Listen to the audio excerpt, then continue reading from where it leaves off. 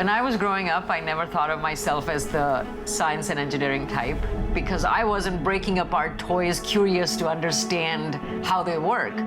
What I wondered about was the humans who put them together. What were they thinking? To me, it was always the human context that was powerful. I knew from a young age I wanted to do something that would solve problems, help people improve lives. I just wanted to make the world a better place. And in looking back, I realized that I would have never been a scientist or an engineer had it not been for my parents' persistence. To me, the humanities was much more interesting and exciting. But now I know science is a human endeavor, and it's one in which you can bring your whole self in. Your ideas, your inspiration, your passion, your interests. And that's exactly what I did.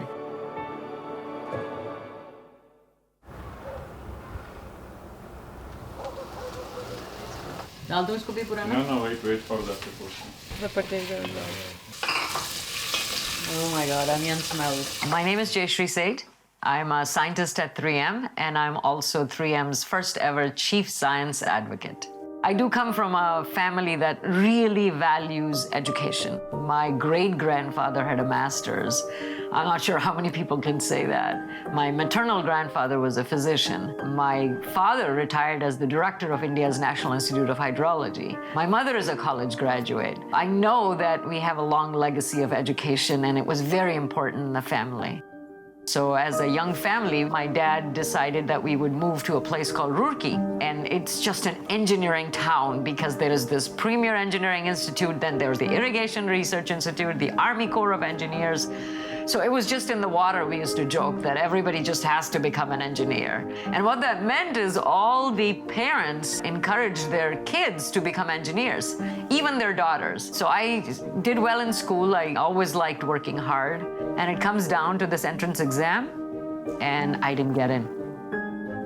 I didn't get in. So I ended up in a college thousands of miles away from home in a completely different part of the country. It's like going from Ireland to Portugal. It's a different language, different culture, different social norms. It was a really big change for me. So I was in my final year, and everybody was applying to go to the US for graduate school. And just in competition with the guys, I also applied. And this time, I got in.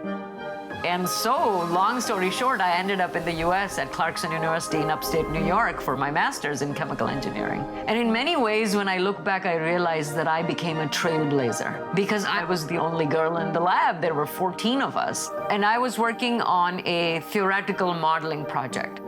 And I would look around, and there were other people in the lab who were actually doing experiments.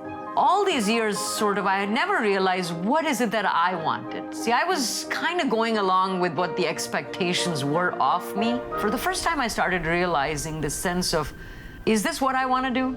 What is it that I like? And I realized that I wanted to do experiments. I wanted to feel that whatever I was doing was helping people. In looking back, I feel like I was missing the human context of what I was doing. So I decided to switch from my master's to my PhD, my fields. I have to start over.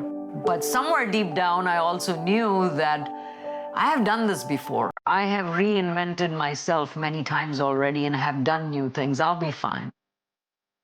So I had an opportunity to do an internship at 3M. And that's when I first came to Minnesota, and I thought it was a great environment. And I got offered a full-time position. It was in a completely different area than my master's or PhD. So my PhD was in diamond-like films, and I came here and I started working on closures and fasteners for disposable diapers. So I always joke that I went from diamonds to diapers. I'd never seen a diamond, I'd never seen a diaper, so what's the difference? I would envision what it would be like for a child to wear these diapers, and we made them softer and softer from our closures.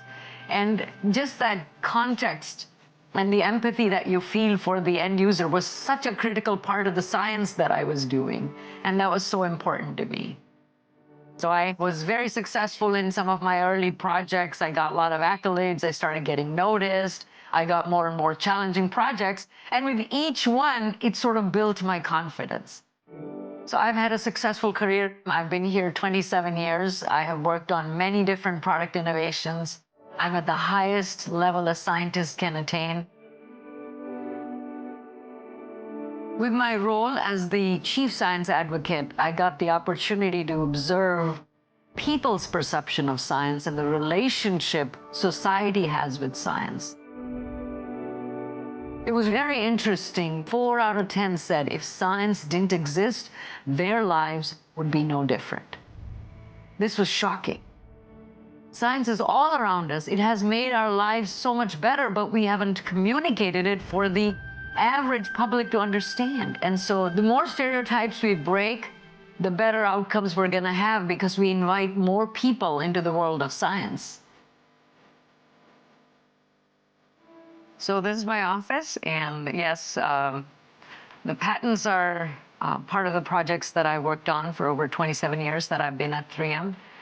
And I don't know if I can say there is a special or favorite patent. It's really not about the patents, it's about the problems we solve. And each of these patents reminds me of the people that I have collaborated with to solve those problems. So these are all very special to me.